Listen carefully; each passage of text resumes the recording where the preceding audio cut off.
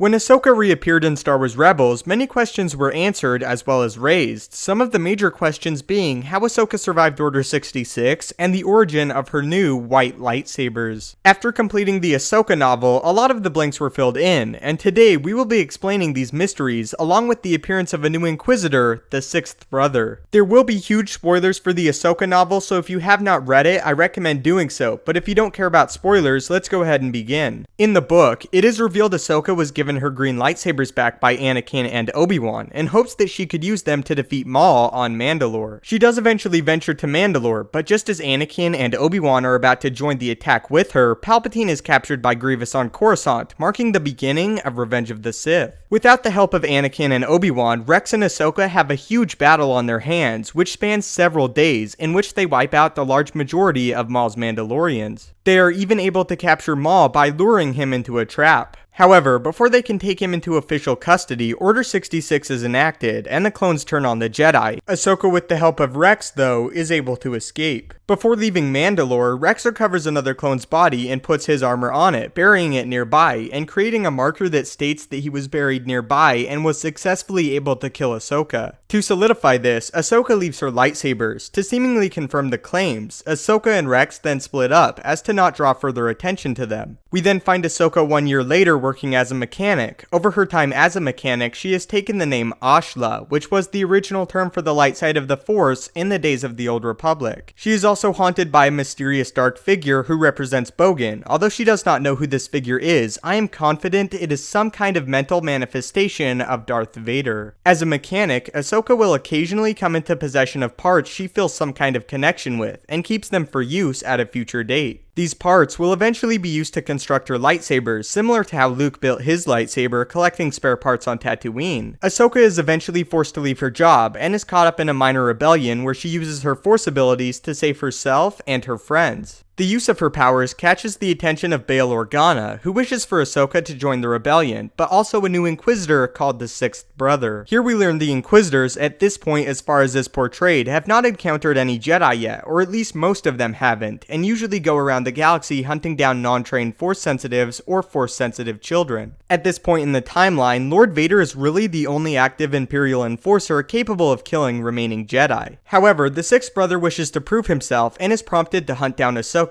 who he knows as a mysterious Force user. The Sixth Brother is described as an unknown species of a very large build, with scars covering his face that look more like tattoos or markings. His eyes are also piercingly blue in color. In order to face the Inquisitor, Ahsoka ventures to Ilum to find kyber crystals, for her lightsabers of course, however turns away after discovering a huge Imperial occupation of the planet. While searching, she reaches out through the Force, and feels a connection to crystals far from her location. It's described as almost a singing. She discovers the crystals that are calling to her are in fact the Sixth Brother's own. Ahsoka notes that she recognizes them and felt them long ago at the Jedi Temple. For a moment, this led me to believe that the Sixth Brother could have been a Jedi, as currently we know both the Grand Inquisitor and the Fifth Brother were both Jedi. Ahsoka states that the Sixth Brother turned the crystals red by imbuing them and corrupting them with hatred, a process called bleeding. This reveals many of the Inquisitors may have adopted fallen Jedi's crystals as their own, and used this same bleeding process. Because she has no crystals, Ahsoka is forced to fight the Sixth Brother without a lightsaber. While doing so, she notes how incredibly sloppy he is, a fact that leads me to believe he was not in fact a Jedi prior to becoming an Inquisitor. Near the end of the battle, Ahsoka reaches out to the kyber crystals, and they turn on the Sixth Brother, as they never really called to him. This reaction causes the Sixth Brother's lightsaber, which was a dual-bladed spinning variant, to crack, then explode, killing him. Ahsoka then takes the crystals, imbuing her energy into them and extinguishing the red color. Once she places the crystals into her hilts and activates them, the color is white, revealing her neutral but pure state in the Force. However, in the book, this is never made explicitly clear, suggesting the case may be that restoring any crystal after a bleeding process causes them to become white,